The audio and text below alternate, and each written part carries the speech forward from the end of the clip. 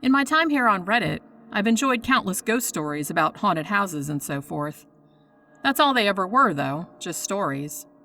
My mother passed away recently, and while some of my relatives and I were cleaning out her attic, I came across my old journal, and I wish that I hadn't. What happened all those years ago, it all came flooding back through the dusty, weathered pages of an old notebook.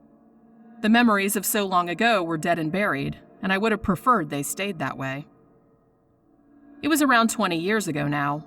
I was only a summer away from putting the whole North American landmass between me and my podunk little town. The Starlight Resort, a quaint hotel in my town, popular with honeymooners looking for a romantic getaway and an old-timey colonial experience, was the perfect opportunity for me to save up the last little bit of money I could before school started. I primarily worked at the front desk for the night shift. Getting a job there was a breeze. Apart from a couple of regulars, the staff changed frequently. Unfortunately, being short-staffed so often required me to step outside of my immediate duties at times. I do remember there was a security guard who quit after only a day. It has been said that a lot of people who've tried to work there in the past have never gone more than 4 or 5 days without quitting. Little did I know that I would soon find out why. Anyway, this is where my journal comes into play. In my day, we didn't hop on our cell phones and pointlessly update the world on every mundane aspect of our lives. If you were working late and you were bored, you had a couple of options. Be a normal human being and socialize with your coworkers, get a deck of cards and kick your own ass in a game of solitaire, or make your own entertainment, which in my case was journaling. In high school, English was my best subject, and I had planned on majoring in it in college, to either go into teaching or journalism or something of the sort, so I was no stranger to jotting down my thoughts and feelings. At this point in my life, writing came second nature, and it was the best therapy that money didn't have to buy. A notebook doesn't lie or misinterpret. It only presents your thoughts, feelings, and experiences as you dictate them. I used to write and sometimes even just doodle if it ever got slow enough where I wasn't constantly busy. I knew of the hotel's supposed haunting and figured it might be fun to jot down some notes if I ever saw or felt anything out of the ordinary. At the time, the most I thought was ever going to come from it were a few instances of cold drafts and some flickering lights. Attached below is a previously unobserved glimpse into the nightmares I experienced while working at the resort. It was not unusual for me to jot things down at least twice a night. Once before I started a shift, and once more after I got on break. To make things easier to read, I've split my writings into 2 separate parts per entry. June 21st, 1999. Who would have thought I'd wind up here at the Starlight Hotel? I'm sitting in the lobby as I write this. The history of this place still lives on through the atmosphere here, floating through the musty air and embedded in the handcrafted mahogany furniture. And it seems like the stories about this place go back as far as the hotel itself. Kevin Makinson from gym class used to always talk about the Lady in Red. A long time ago, farther and farther back, depending on who you ask, a bride committed suicide on the night of her wedding. The story goes that a young bride having her wedding here in the reception lounge jumped off the top floor of the hotel after discovering her new husband was having an affair. Legend has it that she can still be seen wandering the top floor all hours of the night, her face and dress covered in blood and broken bones from the impact of the fall. I guess that's where the red comes from. It seems like every town has their own story about a ghost bride. I can't believe people still fall for that one anymore. It does have me thinking, though, all these rumors floating around about this place. Even if they're fake, the stories themselves have to be based on something. Maybe there's no ghost, but you never know. Affairs destroy marriages every day. And as unfortunate as it is, it's not unheard of for someone to fall out a window or something like that. Behind every legend could be a little piece of this place's history. Piecing together the secrets of the Starlight Hotel might be fun. Well, I must take off for now. My shift is starting, and Mr. Gilbert, the boss, needs me. June 21st, continued. Okay, so that was odd. The time is 12:38 a.m. It was about 20 minutes ago when this first happened, but this is the first moment's reprieve I've gotten. I want to get this out while it's as fresh in my mind as can be. I was delivering some miscellaneous things to a couple of rooms on the top floor. It was just my luck that the elevator happens to be out of service, so I've been getting my exercise in the access stairwell. The cold hard metal from the hand railing was at war with the fire burning in my lungs from the physical activity. I had reached the top floor and headed for the door when a thunderous bang sent me soaring out of my skin. On the opposite end of the door, gazing through the door's window looking square at me, was an unbelievably whitish young woman. Her face was shrouded in crimson blood. She screeched in pain. "Open the door! Get in here now!" Blood on her hands writhed as she slammed on the door, commanding my attention. I don't know what came over me, but the next thing I knew, my hand was hugging the handle and welcoming her into my space. She clutched onto me and started smearing blood all over my clothes as she whimpered into my ear, "Where the hell have you been?" Frozen in fear and unable to answer, a second question came forth. "Are these my towels?" It was then that I remembered Room 1307's request, one of the reasons I had been sent up there in the first place. "Damn it," the woman complained. "It's been 10 minutes now." She grasped a stack of towels and pressed them against her nose. The poor woman was taking a bath and went to wash her hair and smashed her face on the faucet. Talk about a jolt to the system. That was an image I won't soon forget. I'm finally back at the front desk now. I took forever to talk to the woman and fill out the incident report. Okay, so it wasn't the lady in red, but it was a lady in red. Does that count for anything? June 22nd. Night 2, here's to you. And here's to an incident-free night. No more bloody noses from here on out. So far, things have been quiet. Quieter, anyway. I have company tonight. Someone else is on duty with me. Her name is Vivian. I could have used her help last night, but she mentioned something about her kid being sick with a cold, her son, I think, and not being able to get a babysitter. You should have heard Mr. Gilbert when she showed up. I don't know how this chick put up with this abuse. It's one thing to reprimand an employee for being late or not calling into work, but he was flat out berating her and bellowing at her like she was only a small child. He kept going on about how she needed to take accountability, that she was still just a child with a child of her own. She must really need this job if she's putting up with that garbage.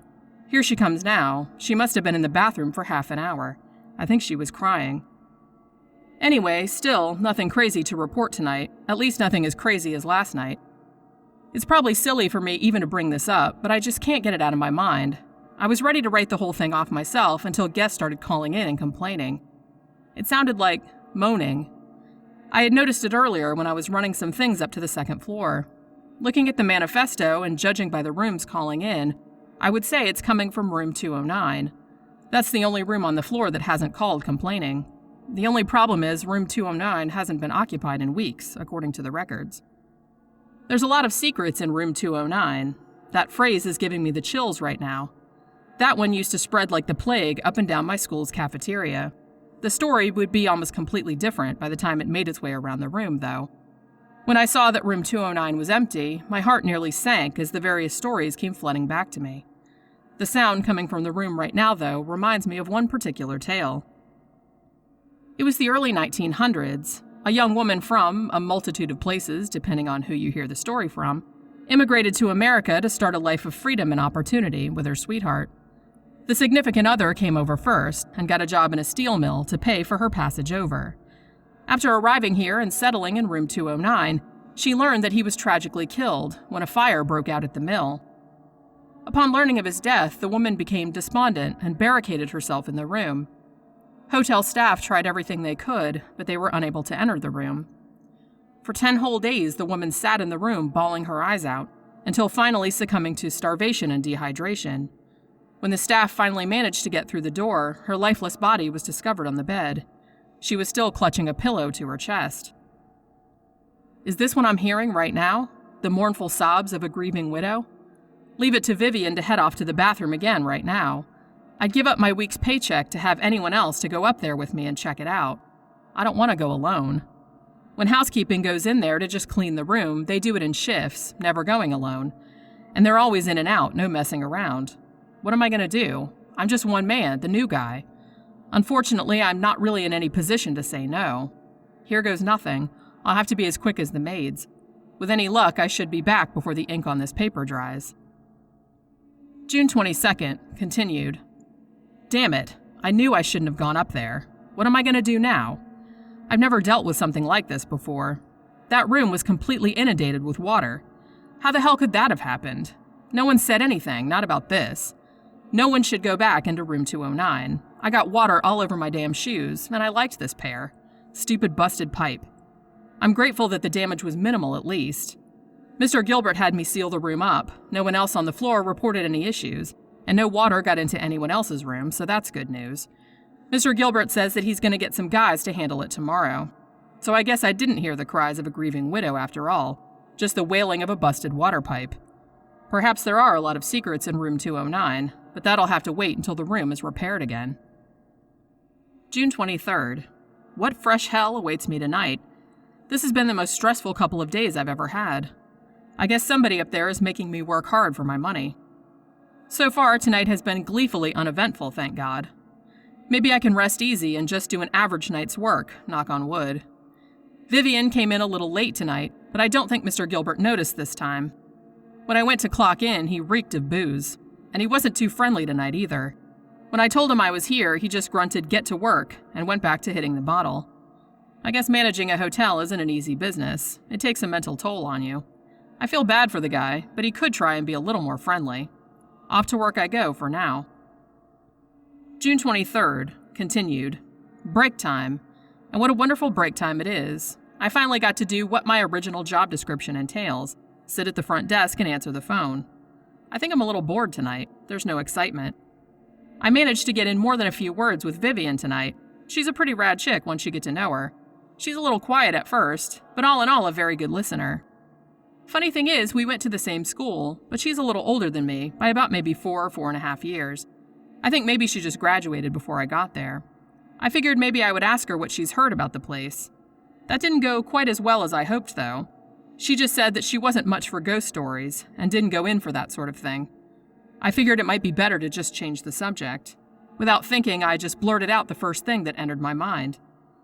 "How about Mr. Gilbert, huh? He can be a real hard-ass sometimes." The air in the room went from warm and inviting to tense and chilly.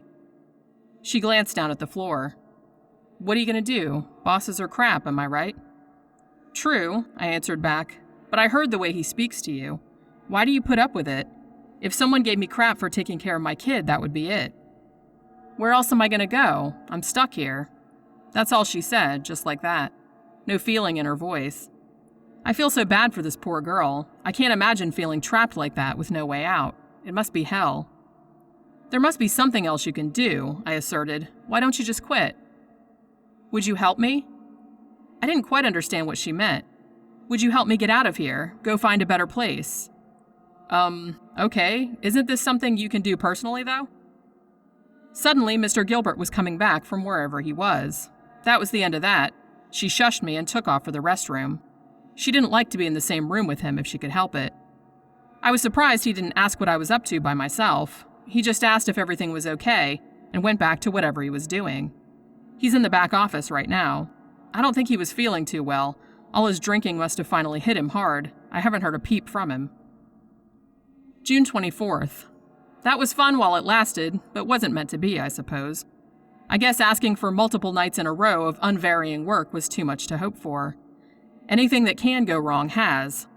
I don't know about ghosts, I have yet to see one, but I certainly wouldn't be surprised if there's a hex on this place.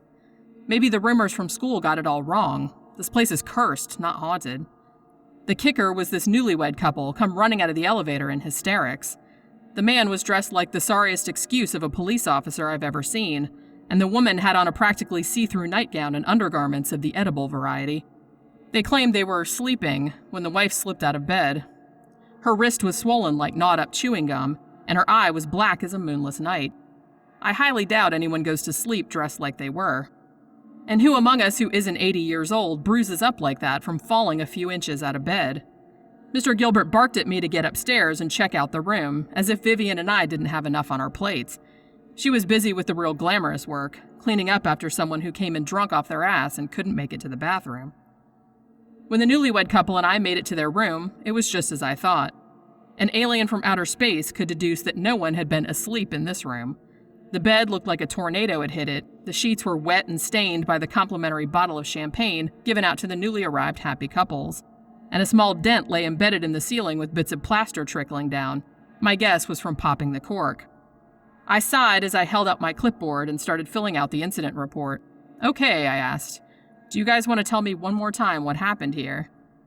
I told you we were, yeah, I know, sleeping, I interjected as I finished filling out the report. To tell you the truth, I'd rather not even know. Thanks for giving us your contact information. A hotel representative will be in touch with you guys in a couple of days. I turned out of the room and didn't look back. Who knows what I might have seen had I looked more thoroughly.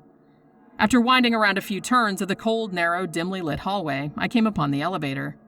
An odd mixture of anxiety and melancholy permeated the air as I waited for the ride down. It was hard to explain, but it was like someone was waiting with me for the elevator, like a presence that just wanted company and didn't want to be alone. It didn't feel threatening, but it would have creeped me out less if they tried to give me some sort of sign instead of just being present. I recoiled in shock when the long-standing elevator door skidded open. Boo! Vivian sprang forward from the inside and took small, calculated steps towards me. This wearisome attempt at playfulness was uncalled for. There's a time and a place for this sort of thing, and I'd rather not have the daylight scared out of me in the middle of a busy shift. Geez, Vivian, you scared me half to death, I protested. I've been looking for you. What's going on? Ugh, what hasn't been going on, I complained. I just got through with another incident report. How about you? How are things downstairs? That's actually what I wanted to ask you, she explained. Do you know where Mr. Gilbert is? I was looking all over for him. Phones were ringing in the lobby, and neither you or him were there. Oh great, she just left the phones ringing to come and find me. Mr. Gilbert was going to be pissed. As much as I don't like his personality sometimes, I can kind of understand where his hostility comes from. Vivian's a great chick, but she has a real knack for not getting anything accomplished. I don't know, he told me to come up here and I've been busy dealing with the wacky honeymooners from hell ever since. I massaged my weary, weighty eyelids and thought harder. I think he was heading towards the kitchen the last I heard. I think a chef cut their finger on a knife or something and now they got a big problem. This night's been hell. She looked me dead square in the face. It was the first time we locked eyes. I never noticed how beautiful they were before, like a painting. One that had faded over the years and didn't have that look anymore. These were the eyes of an old soul. You're right, she said. I know, now we gotta get back downstairs before Mr. Gilbert has it in for both of us. No, that's not what I mean. I mean, you were right before. It's time I go somewhere else, find someplace better. It's time he knows. She couldn't possibly be serious. She had to pick tonight of all nights to quit. Damn it, I'm sorry, but this time I'm with Mr. Gilbert. Take some responsibility and don't just quit and leave everyone else hanging. What's she thinking? June 24th, continued. Vivian's gone now. I haven't seen her since the elevator. I guess she left. I haven't seen Mr. Gilbert for a while. I checked the kitchen thinking maybe he still hadn't wrapped things up over there. The light was on and the freezer was open a crack, but that's about it. I closed up and shut everything down in there for him. He'd kill me if I let the food go bad if he had the energy to after killing Vivian for her abrupt exit. On one hand, I'm pissed that she just took off and left me, but on the other hand, I'm kind of glad I inspired her to move on in life. Well, another day, another dollar. I'll miss you, Vivian. It was nice getting to know you. June 25th. Some slight background information. This particular entry had to be logged on separate paper when I originally hand-wrote it. After you read it, you'll understand why. Oh my God. What have I done? There was no one there. I didn't hear anything, not a peep. How didn't I see anything? There was a horrible accident. I showed up to work today and a different manager was there. Mr. Gilbert was found dead this morning, frozen to death after being locked in the freezer. I've been at the police station from 9 o'clock this morning until about 8:30 p.m. Since I was the only one at the front desk on duty when it happened, they had a flurry of questions for me. A note was found left behind at the hotel, addressed to me. I must have never seen it last night. To this very day, the note she left behind still gives me chills, no pun intended. The original note was kept for evidence. I'm grateful that I had the foresight to make a copy of it before it was taken away from me. It read, "There once was a woman trapped in a freezer. Ignoring her pleas, he did not release her. Growing colder and colder, she could see her breath and died a slow and icy death. Despite his crime of ignorance, he had no shame. He will only learn if his fate is the same. The sins of the father must be repaid. Do your research, and you will find your proof, convicting the one who was ever aloof. You looked upon my situation with much pity, and now I've found a way for you to help me. Trust what I say, and do not bat an eye. This man is certainly not a good guy. You must strike now, it is prime time. Hurry and return to the scene of the crime. There's only so much I can do, and the rest is to fall upon you. He will beg and plead and scream and shout, but you mustn't ever let him out." Congratulations, Mike. You spent your time here investigating legends. Now you have the honor of being part of a real one. Thanks for sticking around as long as you did. No one else ever would. Vivian Gilbert. That was the first time I had ever heard her last name. I had no clue she was Mr. Gilbert's daughter. What the police told me next really threw me for a loop. They were insistent the note couldn't have come from her, because she'd been dead for the previous 10 years at that time. She and her unborn baby boy froze to death after she had wandered, I use the term wandered loosely, into the freezer. I couldn't believe what I was hearing. She couldn't have been dead. I'm 99% sure I heard Mr. Gilbert talking to her. It was all a bad dream, it had to be, but I wasn't waking up. The police took handwriting samples and were able to determine it wasn't me who wrote the note, so there was someone else in the hotel lobby besides me. Who was it really, though? End of journal entries. I never returned to work after that. The police interviewed everyone they possibly could, other hotel guests, staff members for other shifts, but nothing ever panned out. Most of the security footage was mysteriously never captured from that evening, just a small portion of Mr. Gilbert staggering into the freezer, and me nonchalantly closing it up. His death would go on to be ruled accidental, and I would be cleared of any wrongdoing. Some of the security footage from other nights would go on to be reviewed, but never revealed anything new. I could always be seen talking to someone who was just out of the frame of the camera. In case you're wondering, I did look her up, as the note suggested. The first thing that the computer spit back out at me was an old news article about a young pregnant woman found dead after a suspicious accident at the Starlight Hotel. There was even a picture attached. Distressing as it may be, I recognized the person in the photo all too well, and I think I inadvertently helped her condemn her father to the same fate that she had suffered by his hand.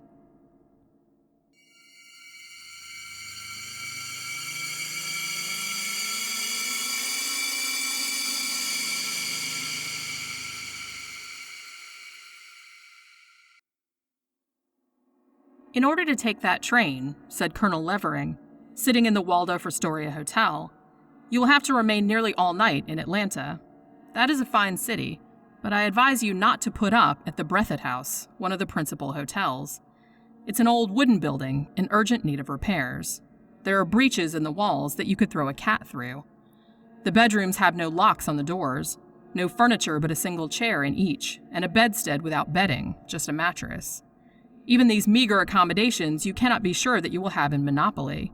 You must take your chance of being stowed in with a lot of others. Sir, it is a most abominable hotel. The night that I passed in it was an uncomfortable night. I got in late and was shown to my room on the ground floor by an apologetic night clerk with a tallow candle, which he considerately left with me. I was worn out by 2 days and a night of hard railway travel and had not entirely recovered from a gunshot wound in the head, received in an altercation. Rather than look for better quarters, I lay down on the mattress without removing my clothing and fell asleep. Along toward morning, I awoke. The moon had risen and was shining in at the uncurtained window, illuminating the room with a soft bluish light, which seemed somehow a bit spooky, though I dare say it had no uncommon quality. All moonlight is that way if you will observe it. Imagine my surprise and indignation when I saw the floor occupied by at least a dozen other lodgers. I sat up, earnestly damning the management of that unthinkable hotel, and was about to spring from the bed to go and make trouble for the night clerk, him of the apologetic manner and the tallow candle, when something in the situation affected me with a strange indisposition to move. I suppose I was what a story writer might call frozen with terror, for those men were obviously all dead. They lay on their backs, disposed orderly along 3 sides of the room, their feet to the walls.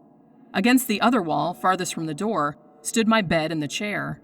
All the faces were covered, but under their white cloths, the features of the 2 bodies that lay in the square patch of moonlight near the window showed in sharp profile as to nose and chin.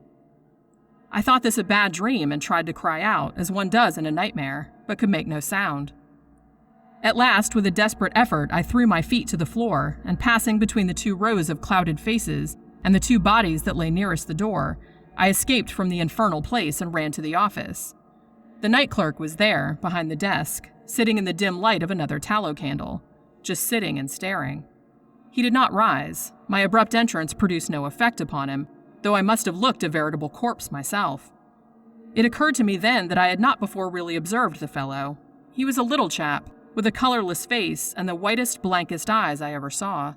He had no more expression than the back of my hand. His clothing was a dirty gray. "Damn you," I said. "What do you mean?" Just the same, I was shaking like a leaf in the wind and did not recognize my own voice. The night clerk rose, bowed apologetically, and, well, he was no longer there. And at that moment I felt a hand laid upon my shoulder from behind. Just fancy that if you can. Unspeakably frightened, I turned and saw a portly, kind-faced gentleman who asked, "What's the matter, my friend?" I was not long in telling him, but before I made an end of it, he went pale himself. "See here," he said, "are you telling the truth?" I had now got myself in hand, and terror had given place to indignation. "If you dare to doubt it," I said, "I'll hammer the life out of you." "No," he replied, "don't do that. Just sit down till I tell you. This is not a hotel. It used to be. Afterward it was a hospital. Now it is unoccupied, awaiting a tenant. The room that you mention was the dead room. There were always plenty of dead. The fellow that you call the night clerk used to be that, but later he booked the patients as they were brought in. I don't understand his being here. He's been dead a few weeks." "And who are you?" I blurted out. "Oh, I look after the premises. I happened to be passing just now, and seeing a light in here came in to investigate. Let us have a look into that room," he added, lifting the sputtering candle from the desk. "I'll see you at the devil first," said I, bolting out of the door into the street. "Sir, that Breathitt House in Atlanta is a beastly place. Don't you stop there." "God forbid. Your account of it certainly does not suggest comfort. By the way, Colonel, when did all of that occur?" "In September, 1864, shortly after the siege."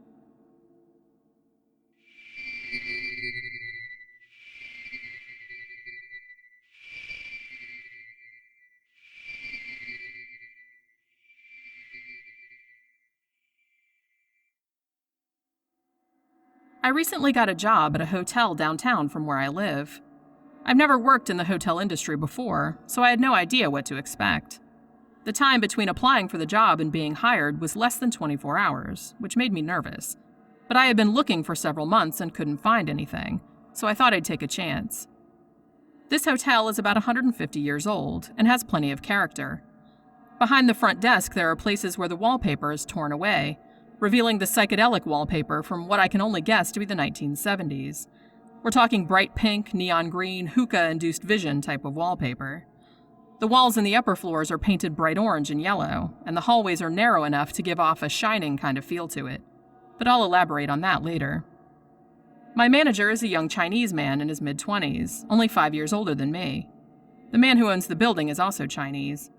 The owner is friendly and kind to the employees, but he's also rich enough that he doesn't really care if the hotel isn't up to par.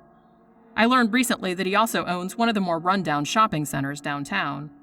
So this might explain the less than 5-star quality of the hotel. Probably about 3.5 star in my opinion. Some people describe the place as quaint, unique, full of character, while others describe it as outdated or disappointing.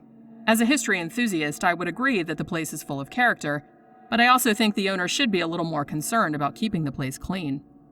There are lots of problems in this hotel, including mice, broken toilets, falling ceiling tiles, leaks, and other maintenance nightmares.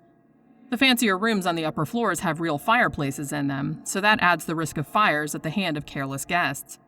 Mice are a common problem, and I'm thankful the guests don't have to see all the dusty traps filled with dead rodents in the basement. But by far the most interesting aspect of the hotel is that it's supposed to be haunted. There are 2 ghosts that have been reported in the building, as well as the adjoining pub next door. Back when the hotel was first built, it had the reputation of being a complete dive. A lady now named Lady Churchill died in the hotel, and her spirit supposedly lingers in the haunted room 49. Guests will occasionally smell her perfume or see her face in the mirror. One of the most frightening stories included someone opening the door only to have Lady Churchill fly at them in fury. On my first day, when my boss toured me around the hotel, he pointed out the haunted room to me.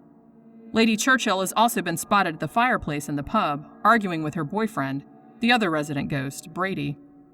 Brady was stabbed to death on a basement stairwell. That stairwell's not in use anymore, as it leads from the street directly into the basement. Instead, it's used to store extra chairs and miscellaneous items. The light is never turned on, which adds more of a creep factor. My shift is the day shift, from 7 a.m. to 3 p.m. Every morning when I come in, I have to check the entire hotel by myself, in search of homeless people sleeping in the back stairwell or trying to get in through the basement. I'm not an intimidating person. I'm a short female, not physically fit, and too friendly for my own good.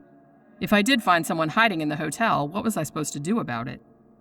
I'm not sure which creeps me out more, the fact that I'm going around looking for people who shouldn't be there, or the idea that I have to walk through dark and silent areas known to be haunted all by myself. My sweep of the hotel includes all 4 floors of the guest room, the kitchen, the back stairwell, the basement stairwell, and the basement.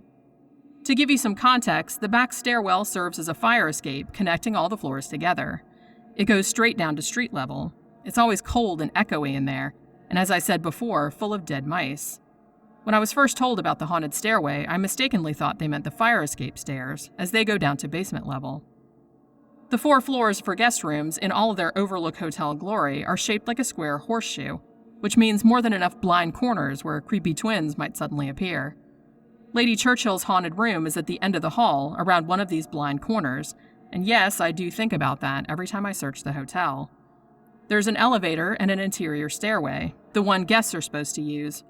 Behind the elevator is this old connecting hallway that basically serves no purpose anymore.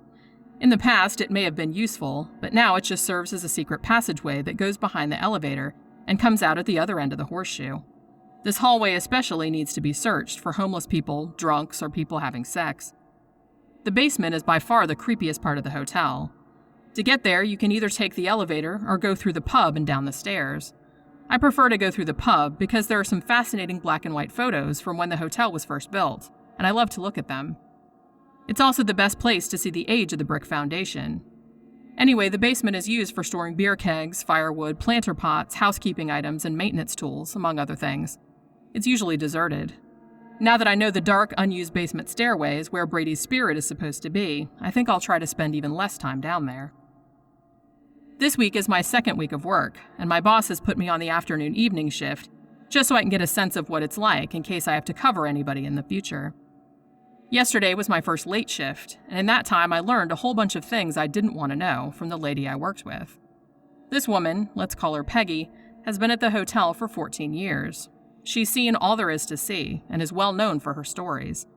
I've listened to some of these stories, and honestly, part of me thinks she's full of shit, but the other part is going to cautiously believe her on the off chance that it's true. Here are some things I learned about the hotel in the span of one shift. The man I'm replacing was not actually fired for chronic lateness, as my boss had told me, but instead for sexual harassment. The head of housekeeping, a man I get along with very well, is a friend of his. The day before, Peggy caught a drug addict rooting around in the private back office after hours. We looked over the security footage and he was definitely searching for something. We now keep the office doors locked. There were 2 guests several years ago who stayed at the hotel, and the next day they robbed a jewelry store downtown and fled back to the hotel with everything they'd stolen. There was a massive police standoff on the roof, SWAT teams and all. There's a news article about it online, otherwise I never would have believed it. The bedrock of the hotel can be found in the boiler room. There's a slight gap that has been filled in on the top right corner that connects directly to the street. One time, Peggy came down to the boiler room to find a man half through the gap head first, trying to get in because he wanted to know what was down there. That image terrifies me. In the span of that one night shift, an alarm went off in the basement, the police showed up at the pub, and a guest verbally abused the day staff over a non-existent shuttle to the hospital. No, not an ambulance, a shuttle. Taking the bus was beneath him, I suppose. And at my bus stop after my shift, a man was shooting up in public. My city has a drug epidemic going on right now. My bus took half an hour to arrive, and when I got off at my stop, it was as foggy as Silent Hill. I felt as though I should be looking around for Michael Myers or Jason Voorhees. That's one night shift down. I have another tonight and one more the day after. If anything else interesting happens, I'll keep you folks updated. I mostly just wanted to get all this off my chest. It's amazing how different the hotel is after 3 p.m. Much louder, that's for sure, thanks to the pub on one side and bar on the other. Everyone I've gotten to know during my first week of work has already gone home, leaving me with drunks, strangers, and Peggy's crazy stories. One thing's for sure, after 3 nights of this, I'll never complain about getting up early again.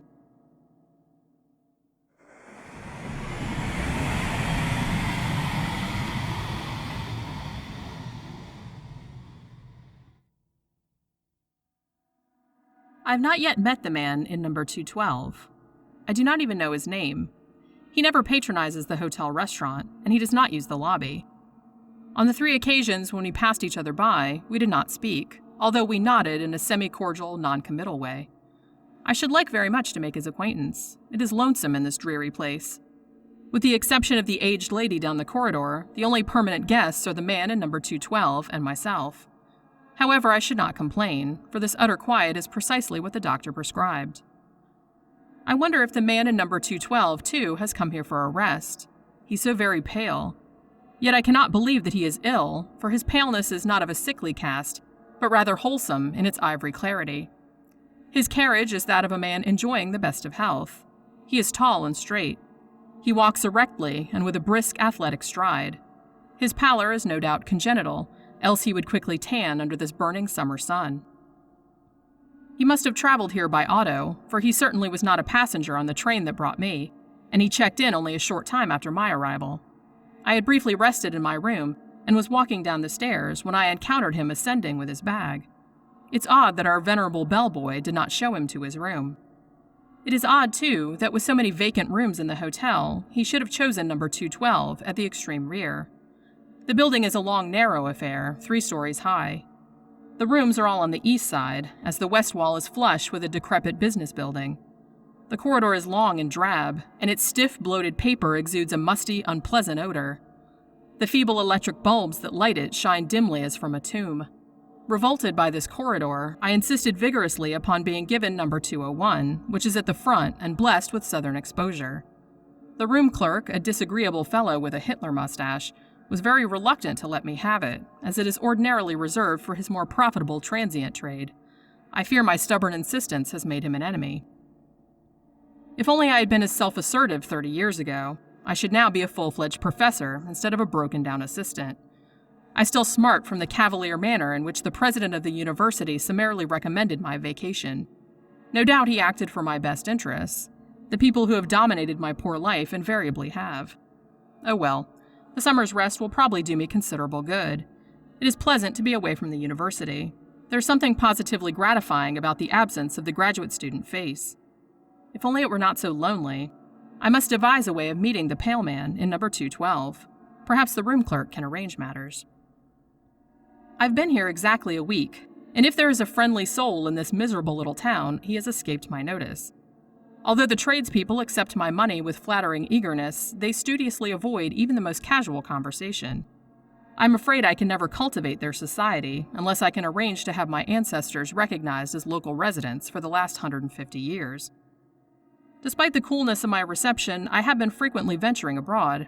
In the back of my mind, I have cherished hopes that I might encounter the pale man in number 211. Incidentally, I wonder why he's moved from number 212. There is certainly little advantage in coming only one room nearer to the front. I noticed the change yesterday when I saw him coming out of his new room. We nodded again, and this time I thought I detected a certain malign satisfaction in his somber black eyes. He must know that I'm eager to make his acquaintance, yet his manner forbids overtures. If he wants to make me go all the way, he can go to the devil. I'm not the sort to run after anybody. Indeed, the surly diffidence of the room clerk has been enough to prevent me from questioning him about his mysterious guest. I wonder where the pale man takes his meals. I've been absenting myself from the hotel restaurant and patronizing the restaurants outside. At each, I have ventured inquiries about the man in number 210. No one at any restaurant remembered his having been there. Perhaps he has entree into the Brahmin homes of this town. And again, he may have found a boarding house. I shall have to learn if there be one. The pale man must be difficult to please, for he has again changed his room. I'm baffled by his conduct. If he is so desirous of locating himself more conveniently in the hotel, why does he not move to number 202, which is the nearest available room to the front? Perhaps I can make his inability to locate himself permanently an excuse for starting a conversation.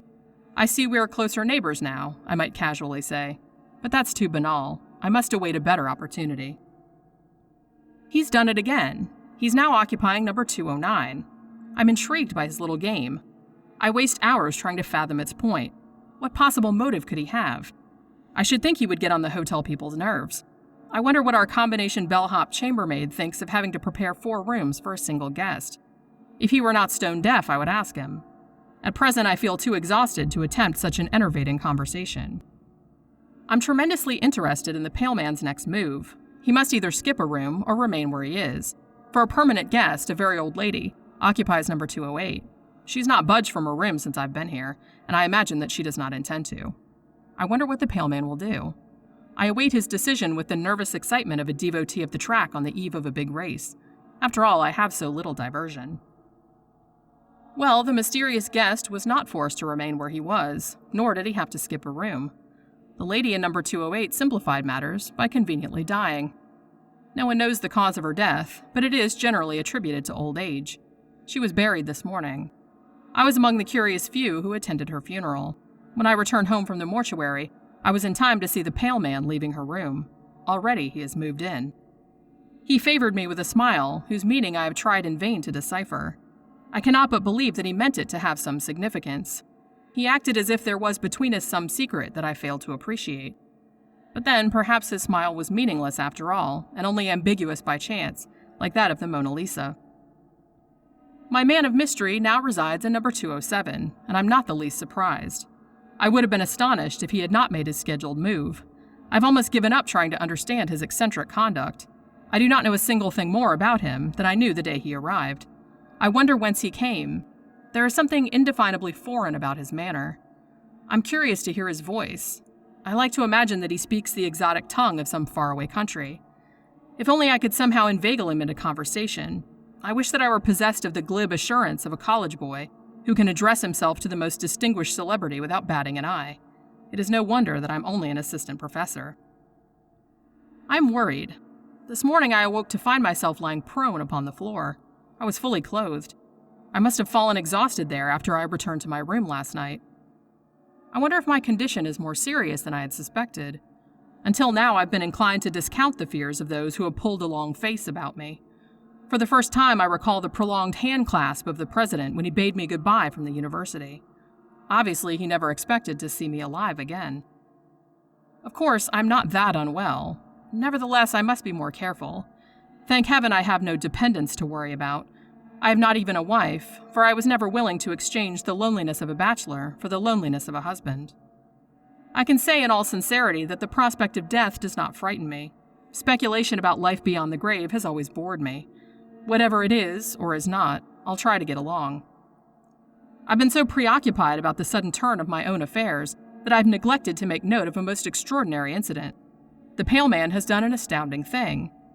He has skipped 3 rooms and moved all the way to number 203.